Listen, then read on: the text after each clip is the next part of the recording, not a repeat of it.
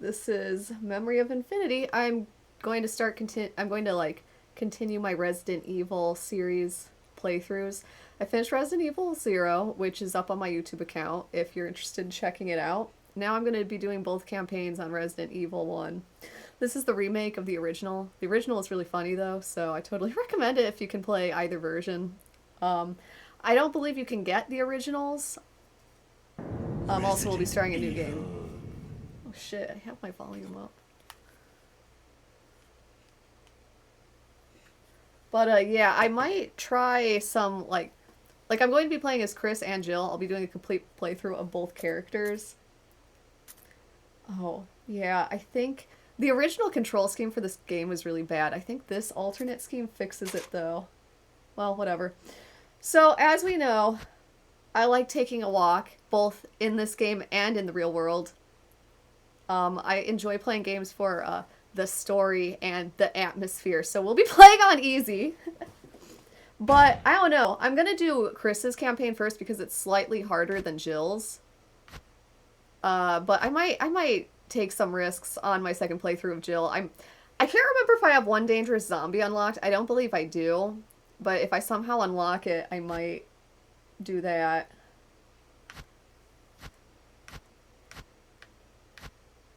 Oh man, I had an alternate costume of Chris that had him, like, dressed in red. I don't know what happened to it. Yes, I do. Okay, I fucked this up, actually. There's this thing about early Resident Evil games. If you want to... Actually, I think this is true of the new ones as well. If you want to cash in on the benefits that you earned from playing through the game, you have to load the save file that you cleared. I think. It's like that in Resident Evil 0. That's why I didn't get to play as Wesker. I couldn't figure it out, like what I had done wrong until after it was too late. I had already started a game. Huh, I guess this particular remaster came out in 2014.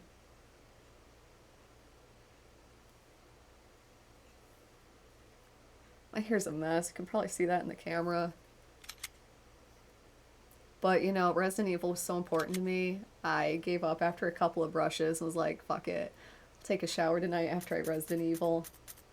It's always good to have your priorities straight like that. Resident Evil comes before everything else in my daily life routine. I stand by that. Okay, so I guess that this is my cleared game. I guess I tried to play on it. Didn't get very far. Okay, I actually remember doing that. I think I streamed myself doing it. Yeah, see, now it's like, takes you back to the loading screen. Okay, once again, what's that? Oh, now I have very easy. Wow, this is truly a treat for me, but is that... Okay, I don't think I have one dangerous zombie unlocked. Oh well. Resident Evil. I feel good about this. Yeah, you know it. This is mine. This outfit truly emblematizes everything that I hold dear in the world. It's the platonic ideal. Okay, so I'm gonna play as this hot stud right here. He's got some great fashion sense. Oh, this cutscene's gonna be a real humdinger. Let me tell you, these were the best graphics known to man at one time. Alpha Team is flying around the forest zone, situated in northwest Raccoon City, where we are searching for the helicopter of our compatriots, Bravo Team, who disappeared during the middle of their mission. Found it yet? No, not yet, Brad. Bizarre murder cases have recently occurred in Raccoon City. There are outlandish reports of families being attacked by a group of about 10 people. Outlandish. Victims were apparently eaten. The Bravo Team was sent in to investigate, but we lost contact. Look, Chris. Bravo Team's helicopter was a derelict. A derelict. Did you hear that? Save for the remaining body of Kevin. Oh no, Kevin, I loved you so much. We continued our search for the other members, and it turned into a nightmare.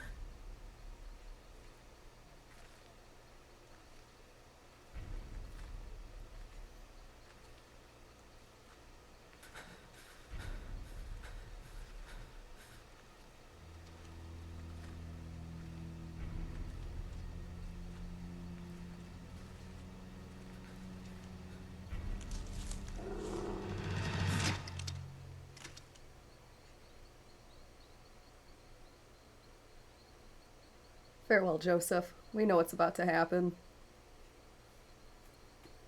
Oh, hey, Harbinger! What's up? Welcome in, welcome in!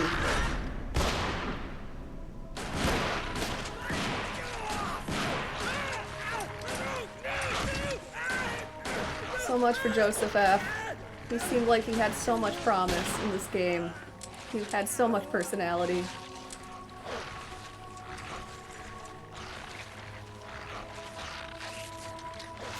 I love how she just stands there and watches as this guy gets murdered. She neither runs nor defends herself. She just is watching the situation. Come on!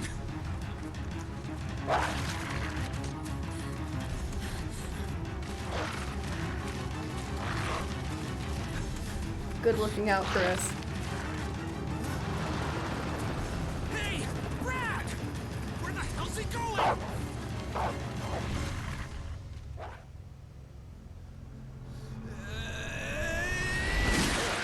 Chris, this way. Wesker with his sunglasses at night. He takes style to an extreme that very few others have. Damn it! Make for that mansion!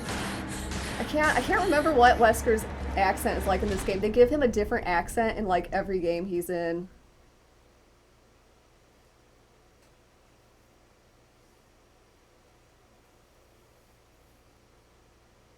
Ah, yes. This is the game of games. This is one of the...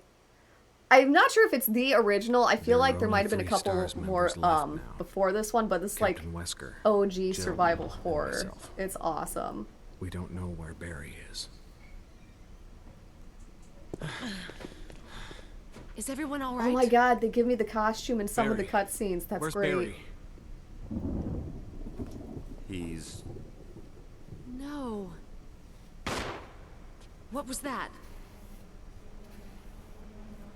I'll go and check it out. All right.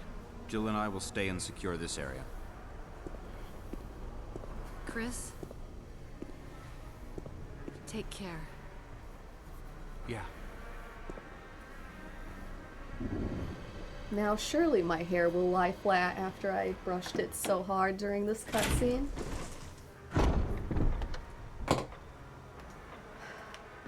Yeah, okay, the alternate control scheme fixes the horrible controls. In the original Resident Evil and the original remake, it was totally by pivot point. It was the most infuriating way to control a character. It was like driving a car. You had to drive your Chris and Jill through the mansion, and it was really hard, because you're definitely going to knock everything over, because the controls are so bad. Bloodstains on the floor. Hope they're not from my buddies in the stars. Okay. How do I use this? Right. This is an item. But you really don't want to take it. I don't remember starting with just a pistol.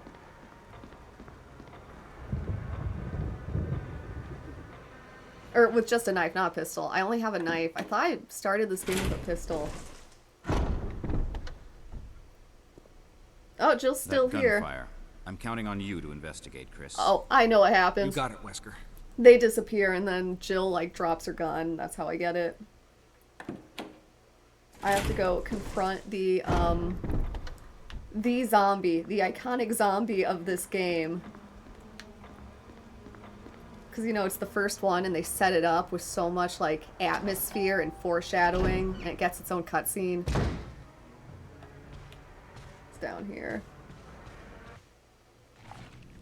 Yeah, this is the zombie. It's the guy. And if you're playing with pivot point, there's with the original controls, there's a 50% chance you'll just run right into them when you try to flee from the scene. Cute little area, nice wallpaper.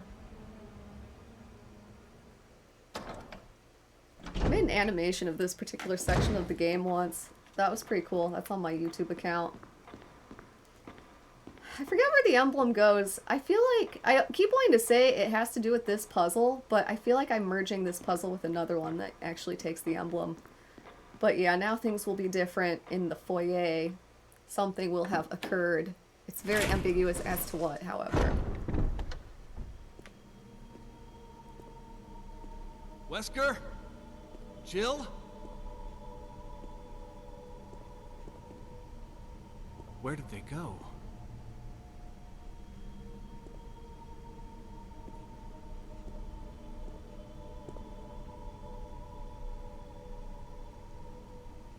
Yep. What's mine is yours, etc. Alright. I should definitely equip this. The knife is so bad. There are very few times when you're going to want to use it over the handgun.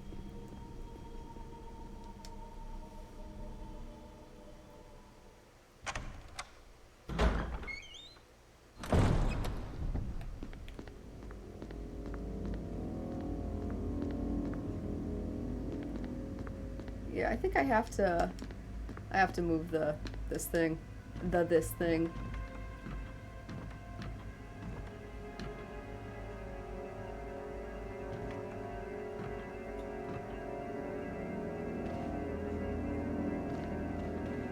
Not that way, Chris. I think I can prevent a zombie from triggering in this room. If I just don't walk down that hallway, but what do I know? The thing about this game is they fixed a few things in it.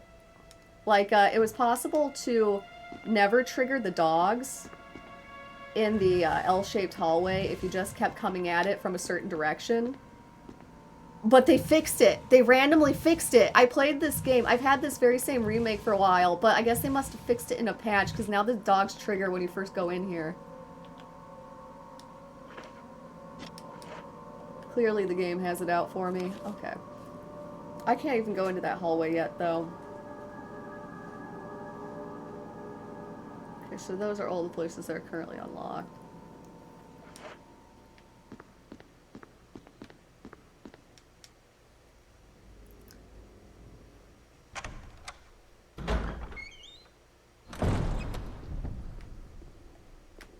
Fun fact about this door over here, which I will not be trying to exit through, you can open it, but a dog will come in and attack you. It's, I think, the only time this room isn't safe, and it's only that one encounter. Like, you open the door, a dog comes in, and that's it. I don't think you can open it again after that. Okay. There's that direction. There's all of that with the original zombie. I can go down the L-shaped hallway.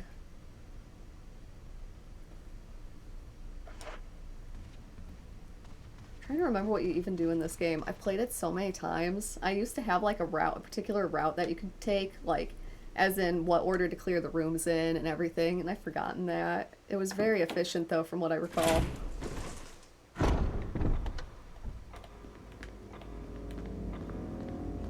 Chris, I believe, auto-targets, which is very helpful in this game because it has a lot of avant-garde corners.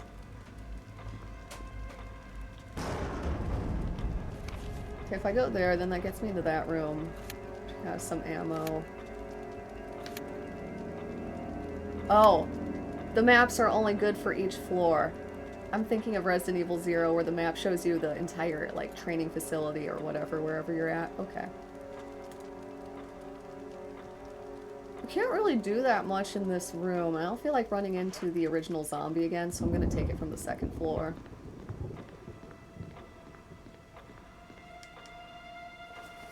I am going to specifically break the statue that contains the blue diamond. That's the thing you have to do.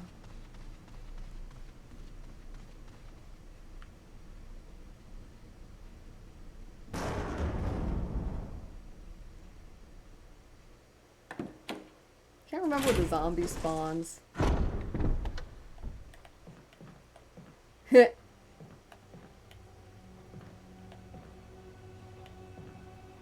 Where's he gonna come from?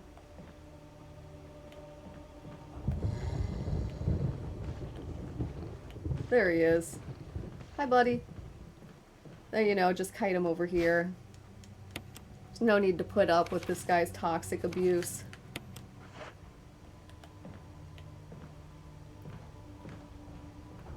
And he should be the only one that ever, like, spawns up here. Shit, I need to make sure that he's coming down the correct path and didn't, like, reverse.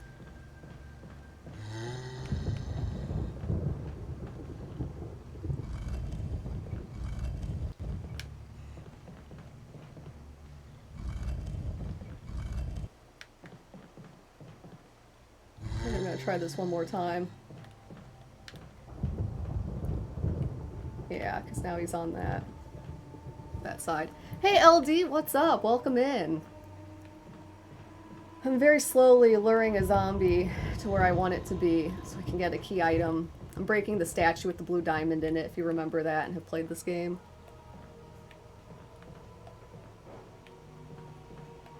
Shit, where the fuck is he?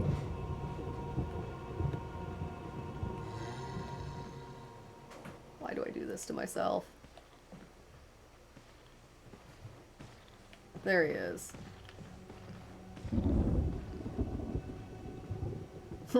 Come on, buddy. Okay. That should buy me enough time to do this.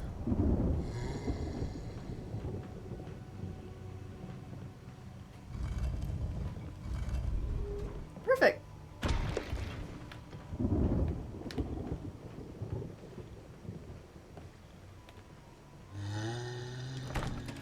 Oh, oops. I don't have the sword key yet. The other door should be unlocked, though.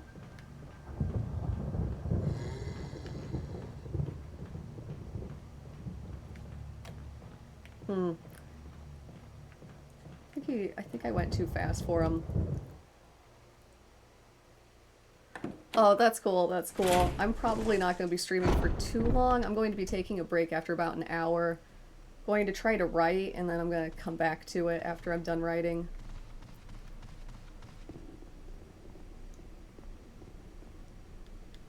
Alright, I'm going to kill the zombie that's in this hallway. It's the original one. It'll come back as a crimson head, but that's okay. Don't live in terror of crimson heads. Kill things. That's my motto.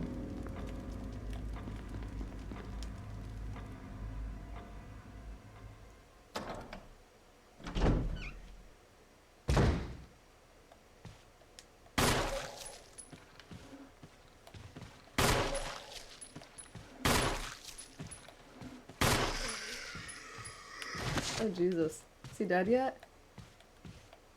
Yeah, he's dead.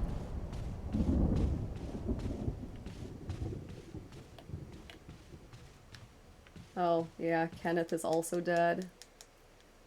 That's 1 for 1, I guess. Yeah, you can see Kevin die in HD realism if you can find a thing that will take the tape. I forget what takes it. I think it's in the lab.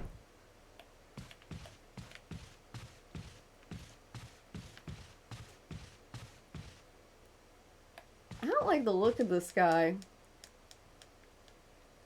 The hell happened in this mansion? Yeah. I should take the herb too. I like that all of the characters can mix herbs in this game. Because that was bullshit in Resident Evil 0 where Billy couldn't even mix the herbs. It made your inventory, it made like inventory stuff so infuriating. Okay.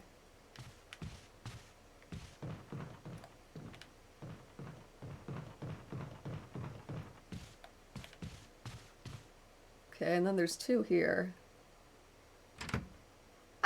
I do keep a diary. I keep a couple of different ones.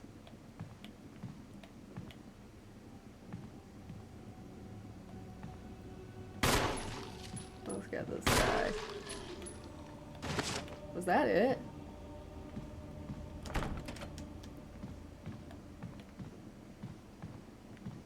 I believe there's a second guy in here. I will take that. Oh yeah, I have to examine items.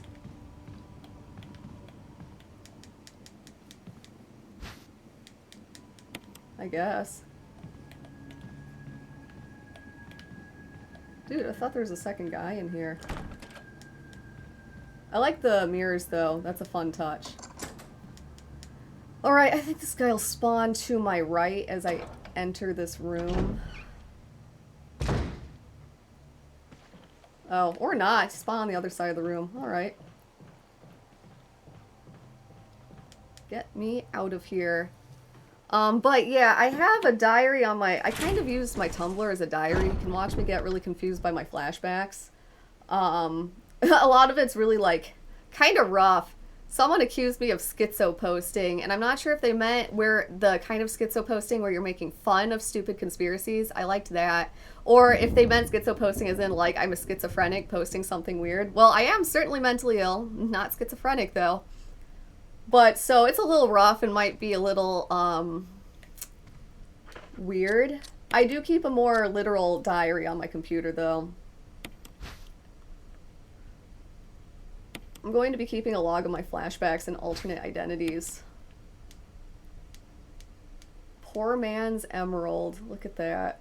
I forget. Oh, yeah, I go to the cemetery, and then this opens something there. I remember now.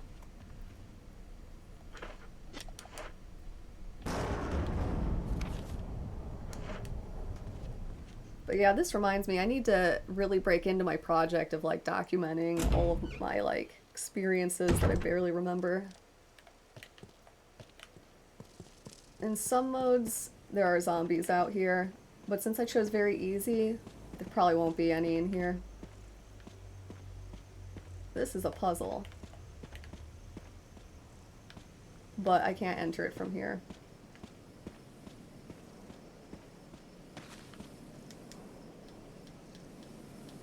Cool.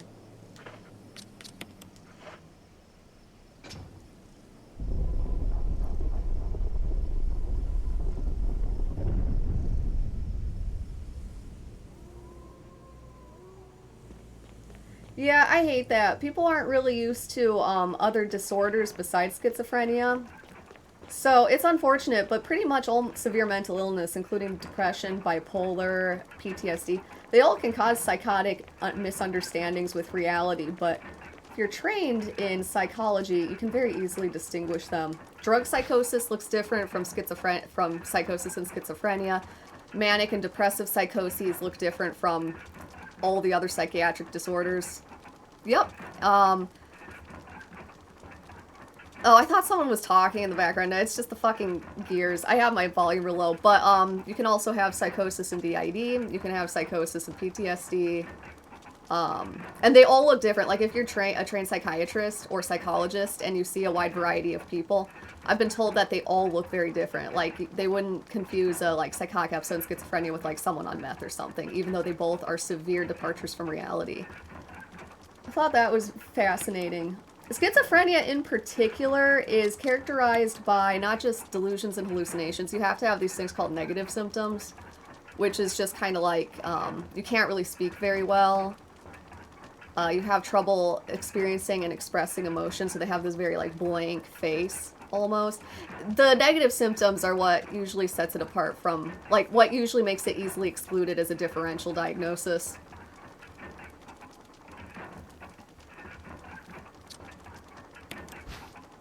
But, like, for instance, I've never heard or seen anything that wasn't there. And my post-traumatic flashbacks... This needs to come open. Here it is. And my post-traumatic flashbacks have, pain in them. Pain associated with a flashback of a memory is exclusive to PTSD. Like, you won't find that in any other disorder. Oh, yeah, also, different types of brain injury also look very different, and they also cause misunderstandings. Same with what is it? Alzheimer's and the different dementias. It's actually incredibly fascinating. In PTSD, you can have psychotic misunderstandings. Okay, so this happens to military vets, I've heard in particular, because they've seen things that are so fucking out there when they were in combat, like seeing mass killings, seeing genocide, everything like that.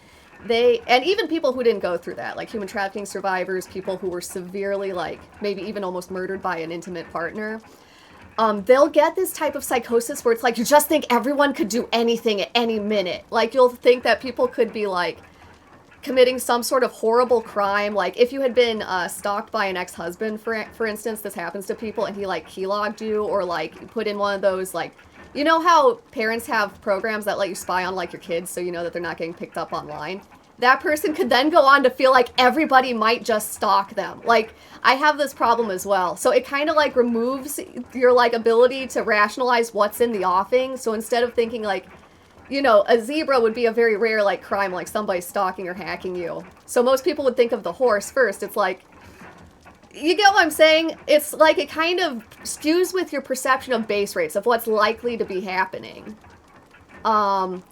But yeah, that's also why a lot of people who come back from combat and stuff might get, like, government delusions, like that they're spying on them and stuff. It's like, it's because they saw this in the real world happen somewhere, and then they realize, well, I mean, why wouldn't someone do that? So that's a type of PTSD psychosis. There's a second type of PTSD psychosis that's not chronic. It's, when you flash back, you can literally forget what's happening. Like, you won't have any hallucination or anything, but you will just act like you're fucking, like, wherever it was when it happened.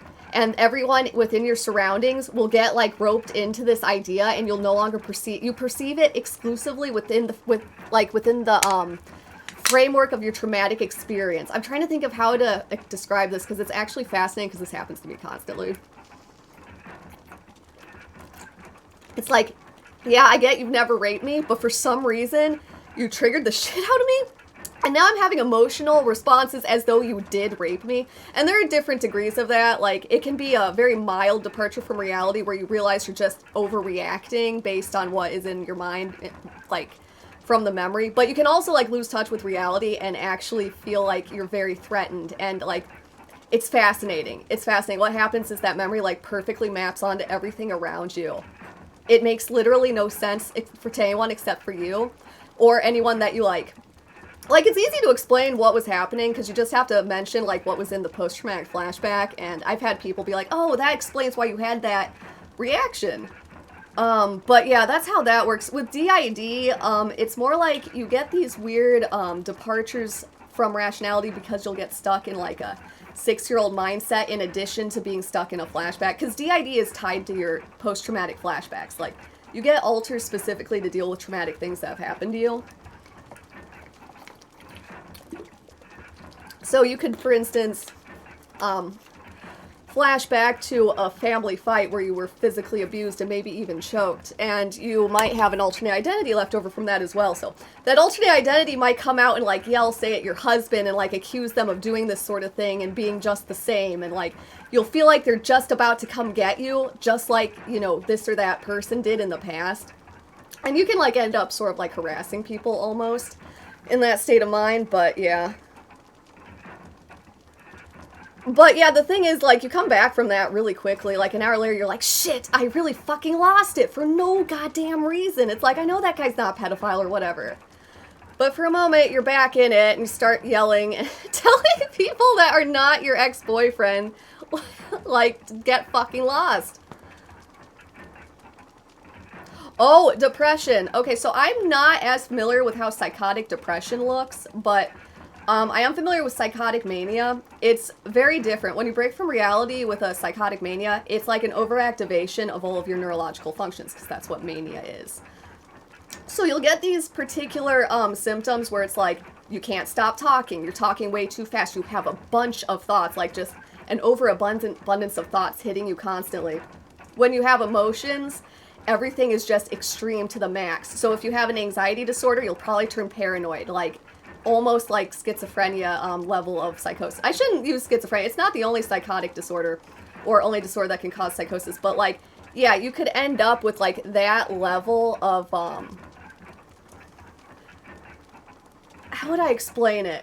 The way that they get delusions too in manic episodes is like it's very much one thing connects to another, connects to another, connects to another, and because your emotions are so vivid, it's almost like having a non-stop religious experience. Everything feels like it's profound. It's got a meaning. Methamphetamine psychosis has some things in common with bipolar psychosis, but it's very different at the same time. I'm trying to think of how to explain the difference in that one. So like with meth, you just get these very particular delusions. Like it's more heavy on delusion. Like I've seen examples of this. It's just very heavy on paranoid thinking and delusions and like connecting one thing to another, to another, to another. They also experience like a decreased need for sleep, but that goes away very quickly, whereas with a bipolar mania, it could go on for weeks. So yeah, methamphetamine psychosis also has, you will see and hear things that aren't there. That's another thing that's not typical. It can show up in bipolar mania, but it's not typical. I was actually thinking of looking up some examples of that and writing a little article because it's fascinating. A lot of people don't realize it because they think that like the stereotypes about head shrinks, you know, and all that pejorative language towards psychology. They think that they know a lot about it, but the fact of the matter is, like, it's not as, how would I explain it? Like, for instance, a lot of people read about DID, and the first thing that they ever hear is that, like, it was overdiagnosed by specialists, and blah, blah, blah, blah, blah. And, of course, you can find specialists that do specialize in DID, but the fact of the matter is, most people with a DID diagnosis went to a trauma therapist. And when you become a trauma therapist, you're specifically given cases, like, they get the general training as well, like how to recognize schizophrenia and stuff, but people who are trauma-centered get to see a wide variety of cases during their training. So they don't just see DID, they don't just see PTSD, they also get to see, like, this really nuanced picture, because they see, they specialize in trauma spectrum disorders and how they're different from each other. How would I say that? Because, like, in my head, okay, this is a really complex issue, and I really want to talk about it. In my head, I'm like, I have a couple of different ideas. DID is the diagnosis I know the most about, and people with DID often get misdiagnosed by people who don't specialize in trauma. Because a general practitioner doesn't get to see these rare cases. Severe abuse is quite rare. Well, I mean, abuse in itself is about... Let's see, I read a statistic that said that maybe 1 in 9 girls is molested. So, I mean, it's a rare trauma compared to somebody that has, say, depression or anxiety. So they're not trained to see these extreme examples.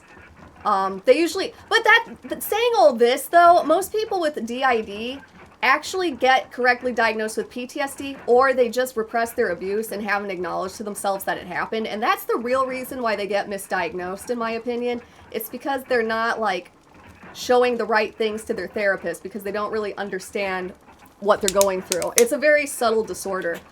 But yeah, so I've been reading a lot about people who, like, kind of don't feel like DID is legitimate. It's like, but they don't understand. Most of the people that with that diagnosis see a trauma specialist. A trauma specialist knows how to distinguish between, say, drug-seeking behavior versus, you know, drug addiction versus schizophrenia versus bipolar. I mean, they have a much more broader set of training that they go through.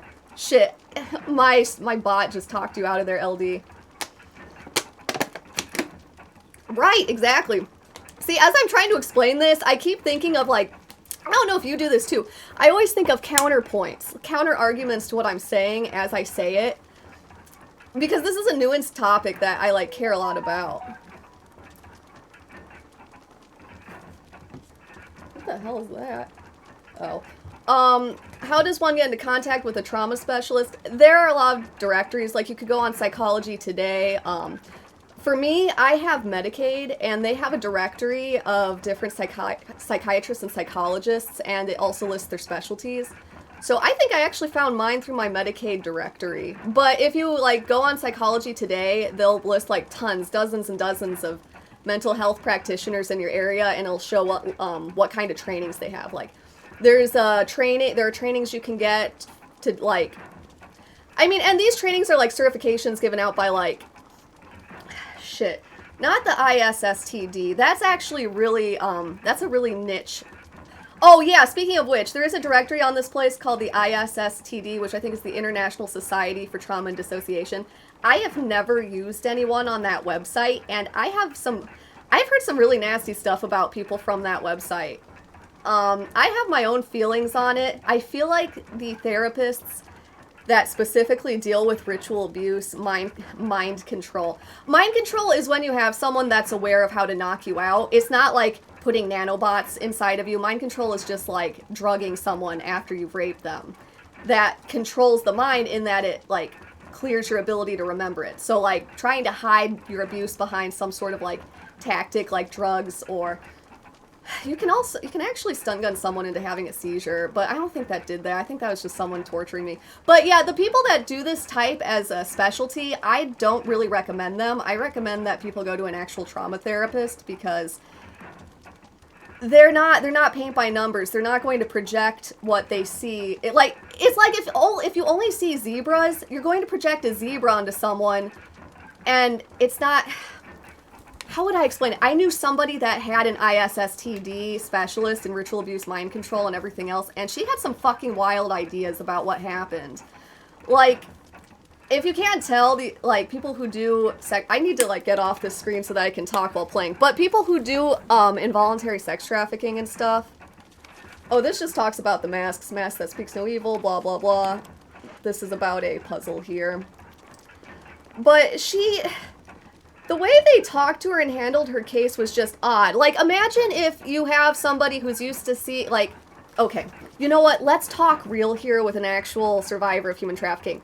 The drugs that kids get knocked out on, like, downers, paralytics, like PCP, that sort of thing, that stuff will cause you to think that you're in the CIA, just based on the fact that it's drugs alone. Like, you'll get weird delusions, you won't see things accurately no matter what. And I feel like these fucking specialists are treating real people who really survived something real, but they are so gullible, and they think that stuff like drug psychoses within a memory is real. It's like there's no fucking satanic cult. Come the hell on. It's pedophiles, and then the kids have wild imaginations, and you see what I'm saying? Yeah, exactly. And I hate that people call it mind control. It's like, it's just people trying to get away with crime. Like, there are case studies of people who were aware of dissociative identity disorder, and this happened to me as well, where people were coached as children to be like, now when you're blue, you're with this pedophile, but when you're not blue, it's not real. You get what I mean? Like a kind of brainwashy type thing, but it, as you can see, it obviously doesn't work very well. It does fuck you up, though. Yeah, and then you'll have people who have, like, weird fetishes and stuff. But that's why I'm saying, like, I don't like specialists because they think that, like, certain elements of our symptoms mean something when really it means that it's real. I think that anyone that has these weird, like, satanic cult-like memories probably was abused in a group context. It's just, when you're a kid, you don't know how to process it. You don't get what's going on, and a lot of these types of people will use stuff like hallucinogens to cover their identity. Because, like, if you're tripping on acid, like, you can't fucking recognize anybody. Like, these are just garden variety things that, you know, even rapists, like drug-facilitated sexual assault, we have tons of evidence that people do that. It's literally just that, but it causes, I swear to God, I bet, like, my entire life on this idea. It causes very specific intrusions in your memory, and it disturbs your memory in a very hyper-specific way. I think in and of itself could be used as a diagnostic that something did happen, but once again, it's like a drug psychosis within a memory because you really were raped on drugs. Yeah, exactly. I think all it means is just that you were in a vulnerable state of mind because probably some type of hallucinogen or I mean, people hallucinate on things like opioids or paralytics like ketamine and stuff. So I'm pretty sure that the wilder accusations and stuff that people have come up with vis-a-vis ritual abuse, I think it's literally just drug hallucinations, or the person had some kind of fetish. Like, let's say the guy that's a pedophile grew up in a Christian household. He might think it's really funny to put some kind of, like, satanic symbol because he's like, ooh, I'm so evil. You get what I'm saying? But, like, so that's why I hate the people that specialize in this, because I think they are misinterpreting some things in a very weird and wrong way. And the way they're misinterpreting them actually holds back things like understanding how memory that is post-traumatic in nature and came from these extremely strange abuse situations. They're not looking at how to look at, this is such a complex thing. A lot of these people will eventually, sooner or later, try to accuse someone of this or that or do something, legally speaking. It's like, I think it's possible to figure out what's going on in the memory, but because of how we're dealing with it, we're not there yet. Because I think that these types of memories are fallible in certain predictable ways. But, nobody really listens to me on that kind of thing. Like a trauma therapist, and I've talked to a couple of trauma therapists about this in the past, they thought it was a really good idea. But, these specialists, since they see these types of strange memories come up years later, they think that it's like a satanic cult. Like there are actual therapists that believe that there's some kind of like overarching human trafficking cult, and I'm just reading this like, oh my god, and you people represent me. Probably not.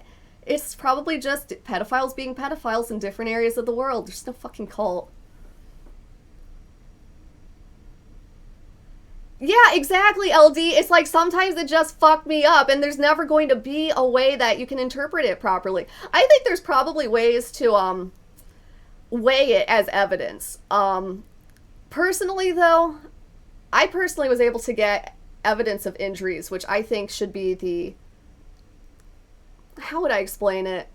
Like, I would not be comfortable with somebody, like, I would absolutely believe someone with SRA memories was molested or something. I just would not be comfortable going with the people in their memory. Like, I would not be comfortable with that being the only evidence. Yeah, absolutely. And I'm like, okay, let's say I'm a pothead, theoretically. So if I go buy my pot from someone in Chicago, and then I go buy pot from someone in Detroit, it's like, that's not a fucking cartel or a conspiracy. It's like it's not illegal anymore to do that, but it's like I just did an illegal activity that people commonly do here, and here. It's not fucking called, it's people being people. And what frightens me, though, is there's kind of like a pedophile culture.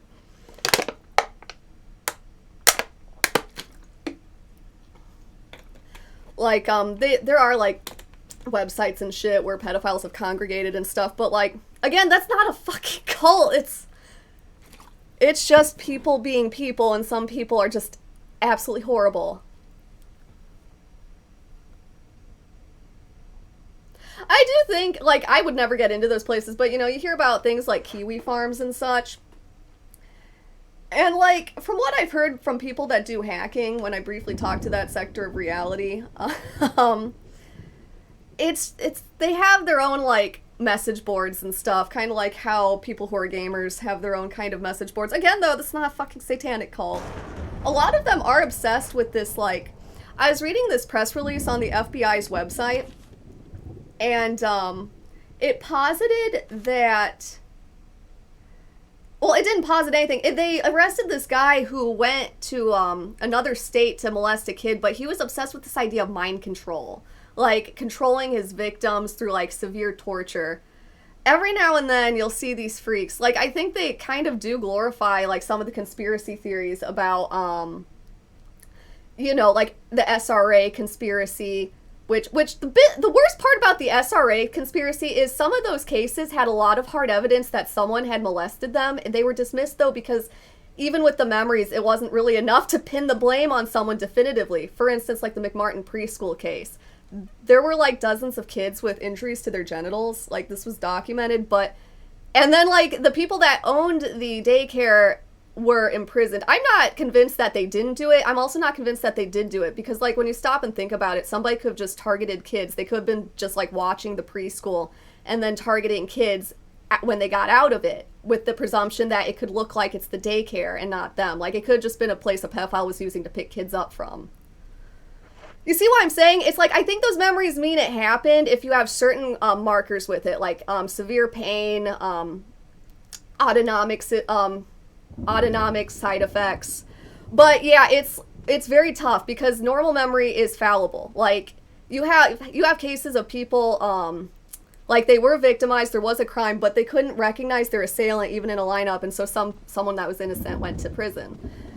I'm sure that repressed memory, while it's probably based on something real, is probably also very, very badly distorted. And that's my impression based on having that type of memory. I think it's very much fallible. It has to be paired with some kind of thing that physically ties it to the real world. Like, I know something happened to me. I have multiple, I have pictures of injuries from, different years that corroborate the weird shit that I've been saying, but... Yeah, exactly. Like, somebody that is not related to the preschool could have just been finding victims through that particular location.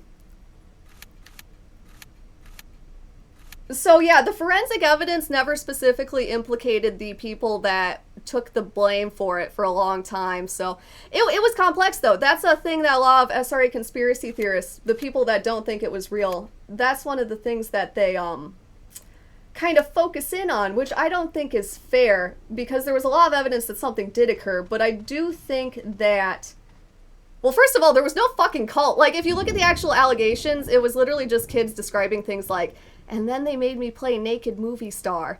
So, the media sensationalized the shit out of that. Like, there was real evidence that something had really happened. It had nothing to do with a cult, and then the media was like, oh god, Satanism's ruining America! It's like, no, it fucking isn't. Absolutely.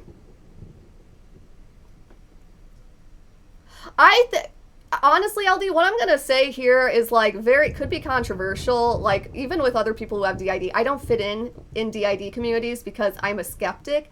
I get that DID is real. There's no doubt about that. There are studies that show that people who even voluntarily switch to an alternate identity have something called okay, so the default mode network is your default pattern of electrical brain activity. People who are anxious have more activity. You can see all kinds of traits like that. People with DID have different default mode networks for their alters, and it shows up on fMRI. It's a neuroscientifically sound disorder. The thing is, though, I think that because people who have it have a fallible memory, and they are very gullible often. If you go in these places, you'll find people that I absolutely believe were abused, but they'll be like, yeah, my daddy was in the CIA. It's like, no, he wasn't, sweetie. No, he wasn't, and I'm not allowed to tell you that because I'll get banned. But, so I don't fit in those places. If I have a child identity that's 4 years old that comes up to me in my mind and it's like, and then when I was 4, they all said they were in the CIA. I'm like, oh, the fucking pedophiles were lying again. But most people with DID will just accept whatever they thought was happening when they were 2 or 3 years old, if that makes sense. And it's not correct and it's not in touch with reality. So I don't really fit into those spaces. Also, where do I use this key? Ah, that was fucking me up. I was looking at this map and I'm like, I just got one of the best keys in the game, and, well, anyway, I guess it doesn't automatically show you if you can unlock a door if you have a key in this game. Oh well. It's ridiculous, and it really is. It's not, I wouldn't say it's brain damage or anything, but it's what people don't understand is that memory has this type of confabulative element. If you don't understand something, particularly, or if you don't remember something in full, especially if you didn't remember something happening the first time around because you got knocked out with drugs, it will be distorted and you won't know how to correct it. Oh, there's gonna be a zombie that pops up. Or not. I'm trying to remember this game in more detail. But yeah, so I don't solicit, I don't stay in communities where, okay, actually, I'm going to talk to you about something that people in the DID community call programming. Now, programming, from what I remember, is just people trying to deliberately screw with your head because either it's fun or because they think it'll cause you to forget. But most people, a lot of people who do this type of thing do this kind of safe space culture bullshit where it's like, oh yeah, everything you think is okay. I'm not going to bring you back to reality. It's like, no, fuck no. You cannot go around letting people have these ideas. My therapist does not allow me to have he doesn't correct my thinking at all, but he'll gently poke me in a different direction, and he's always fucking right. He always is fucking right. I had this weird memory that this guy was impersonating a CIA agent or something. Oh, we'll go back to that another time. There was is the set of memories that I have that I'm not sure if this guy just had a secret agent fetish or if it was just the drugs he gave me, because I swear to God, the man waterboarded me with like a hot bitch on his arm. So like, as you can see, my memories are very vague, and there'll be like 5 minutes of horror here, 10 minutes of horror there. And like, my therapist has tried to bring me back from certain like weird thoughts that I've gone down. It's like, it's not the government. Like, I never really thought it was the government, but whenever that element comes up, he's always very strictly like trying to get me to think harder about it and come to a conclusion that doesn't have the CIA in it. And I'm always much better for it. It made me realize that my memory is either corrupted in certain ways that map onto drug psychoses. This is where I get all my great ideas from. My therapist is just brilliant, and he's the one that was explaining to me that different types of psychoses look very differently. But, so, a lot of people in the DID communities believe in this thing called programming. And it's not, they feel like their abusers can control their mind, and like, I've seen some really weird fucking things. Someone thought the aliens programmed them to like observe things, and it's like, based on that person's memories, I believe that they probably were not trafficked as in like they may have been gang raped and there may have been a drug involved, but it's like, no, that there's no such fucking thing as programming. I saw someone, I was in an RAMCHT chat, and someone posted just like a long thing of like, it was like a child's play of Cinderella or something, and she was just like, I had princess programming. I'm like, what the fuck is princess programming? It sounds like someone made you act in a child porn. Nobody is nano-controlling your mind. Your abusers were not that great. This memory does not sound at all like what you're describing it as. See, I'll see that all the time. Like, someone had a memory of being in white dresses in a forest by a bonfire, and they're like, yes, it was the satanic offering. It's like, there's no Satanism here. They gave you disposable clothes, and then there was just like an orgy on someone's forest property. It's a pedophile ring. It's not fucking Satanism. Exactly. And my therapist never fucking lets me go down those roads. Like, I never actually thought the government was in on it, but like, the second my therapist like suspected I could be like interpreting my memories that way, he's like, hey, hang on. And that's what I like about him. And because like, he's very experienced. He actually is a CEO of an addiction treatment center. So he has a lot of different certifications, not just in drug abuse, not just in DID, not just in PTSD. Like, he sees it all. And that's why I really trust his opinion, because he was like, oh yeah, it's almost like you have a drug psychosis, specifically in a memory of being drugged. I can absolutely see the difference. I need this to get another key. Shit, my inventory is a travesty. I have a lot of strong opinions on it. And like, yeah, so safe space culture fucking sucks, because then you'll get these echo chambers where everyone's just like, the Satanists program me to think I was a princess in another like country, and a bunch of other weird shit that you'll find. It's like, there's no princess programming, you were just in CP and you were horribly abused. It's as simple as that.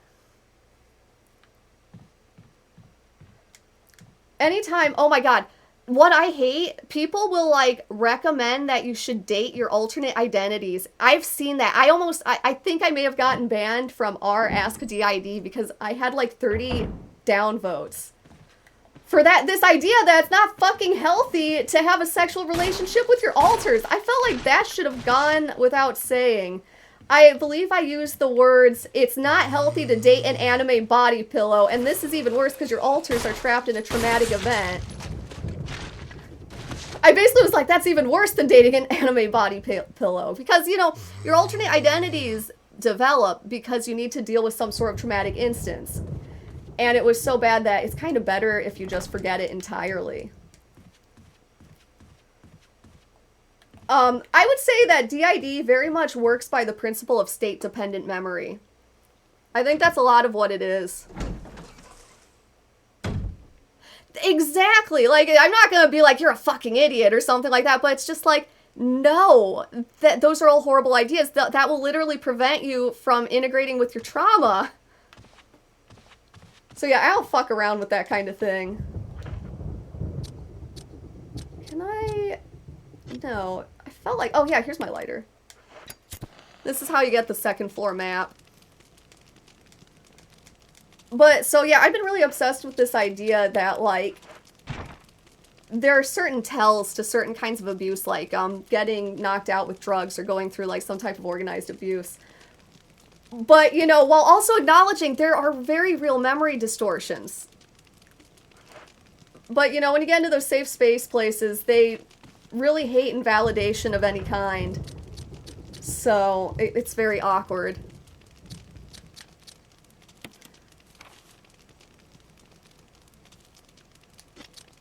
Okay, I'm guessing this is probably just gonna be locked. Yep, the helmet key. But yeah, I was looking up, I guess the Satanic Temple regularly gets accused, like members in it get accused of like having abused children, and I think that, well, I mean, I understand why Satanism, in general, they're kind of like trying to say that repressed memory testimony isn't real, a bunch of stuff that I don't think that they should be saying, but like, I also get where they're coming from, and it kind of hones in on this idea that I've had for a while, which is that I think you really could misremember the wrong person molesting you. Like, I really think you could. And I think that if you only have memories as your evidence, that's more likely. How would I say this? Like, I absolutely believe that someone who was, say, maybe abused by, like, a Christian or something like that might get, might get triggered by Satanism. Like, this could just be, like, a weird cue for them. Like, for instance, maybe the guy that molested them told them something like, something Satan-related, like, oh, God has forsaken you, or something fucking stupid like that. And I bet that could turn into a trigger, and then, like, for instance, if you see someone that is involved in the Church of Satanism, or a pagan that does, there are a lot of left-hand path spiritualities that acknowledge demons as, like, either a metaphor for spiritual development, or, you know, there's literal ceremonial magic. I absolutely believe you could get triggered by that and then be confused as to who did it, especially if you never met the person that well, you know, trafficking meaning they, like, knocked you out or, like, involuntarily used you as a sex slave.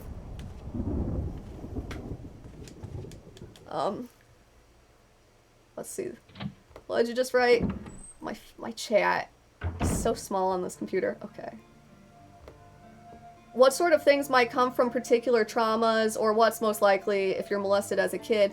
What's a list of possible diagnoses? Is PTSD? Okay, you are not, even if something bad happened to you, it's not a guarantee that you'll end up with PTSD for it, with some exceptions.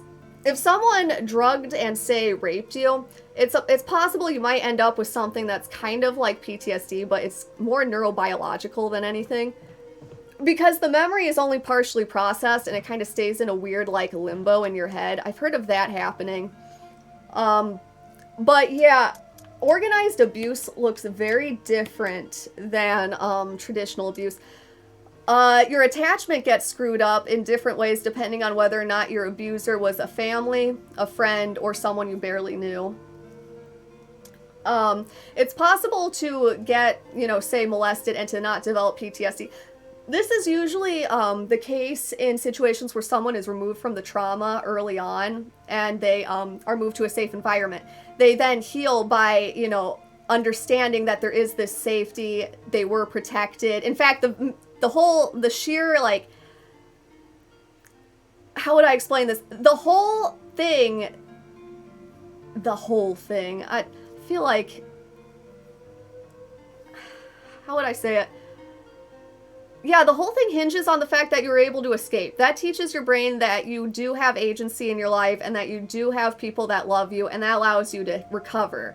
It's just, you were able to get away, and that in and of itself proves to your brain that the world is just, things work out as they're supposed to. So that person would probably not develop PTSD, and if they did, it wouldn't be that bad. Other things though, like, I say this as kind of a personal thing, but like, certain types of traumas, I think, like getting knocked out or getting stun gunned, I think might always kind of be there, but more from a neurobiological standpoint and less from a PTSD standpoint. I've never heard of that. What's consensual non-con? I think I kind of can guess a little bit, almost like rape reenactments. Like edge play and BDSM. Oh, but yes, some people, for me personally, I feel that I am processing it really well. But the thing is, I just had so many different incidents to process that it kind of probably seems like I'm not processing it or dealing with it well. Oh yeah, now the Crimson Heads will come to cramp my style. Honestly, the fucking kerosene canteen takes up so much space, I hate using it. That is interesting, and I wouldn't say anything against that practice. I've personally thought of doing rape fetish play before, but I have a hard time getting into that mindset. See, like, a lot of people that do this kind of stuff, and I don't know if they're being totally honest. I feel like there's a lot of report bias, a lot of I didn't really think it was that bad, and I don't feel like talking about it kind of thing. But I find it's almost impossible for me to, like, get into it unless it's somebody that actually raped me in the past, so I don't think I'll ever be able to, I don't think I'll ever end up making that a thing. But I do think that it's healthy for people to take control of their trauma in that way. And I do think that it's possible to trigger yourself into remembering. There are some studies, like, on, I read this study, I'm gonna get this guy. But I was reading a study on pain flashbacks and PTSD, and the study claims that if you, that's such a satisfying sizzle noise. But the studies claim that it's possible to get rid of pain in PTSD flashbacks, but you basically have to relive it and not shy away from the flashback. You have to, like, focus on it and process it. So I'm hoping that's definitely the case. It is. A lot of people end up with, like, how would I explain it? Like a permanent intrusion on their sexuality. Like, for instance, I have a lot of people have issues with things like hypersexuality. Other people feel asexual. There's a higher incidence of bisexuality as well as homosexuality among people who have been abused. Which I don't know that I would say that's a manifestation of trauma so much as people who are LGBT do get abused more often, but I sometimes wonder if maybe it does impact your sexuality, those early formative negative sexual experiences. Because, like, I've heard of people who had been molested and then, like, you know, didn't want to have sex with the person that did it to them, obviously, but, like, I knew somebody who had, like, fantasies of his dad raping him. It's like, he fucking hated his dad. He didn't want to, like, have sex with his dad in the real world, but, like, he still had these, wild fantasies about that kind of thing. So, I think it does, impact your sexuality in, like, a great many ways. It definitely did for me.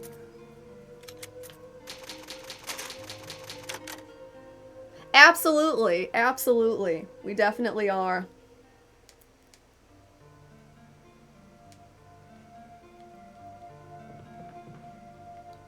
Alright, I'm gonna pause this right here. I'm gonna try drawing something, I think, but I'll probably stream later again tonight. I would love to talk more about this if you have any more of these questions, LD. I love talking about this kind of thing. So yeah, draft up some questions for my next stream if you want. I would love to, like, talk shop about this kind of thing, especially since I don't have the traditional opinion that most other people do. Like, I mean, I'm not like one of those people that's like, no, you know, that kind of stuff doesn't happen, because it obviously does. I mean, the FBI releases a lot of press releases, and a lot of the human trafficking ones are pretty brutal. Human trafficking is not just like what people think. It's not like just bringing people over from other places. It's also like forcing people into sexual slavery, sometimes using drugs to knock them out, and, you know, lots of threats are given. It's a varied crime. Yeah, absolutely. Absolutely. But yeah, I'm gonna shut this off here. I may be back on later tonight, though. Take care.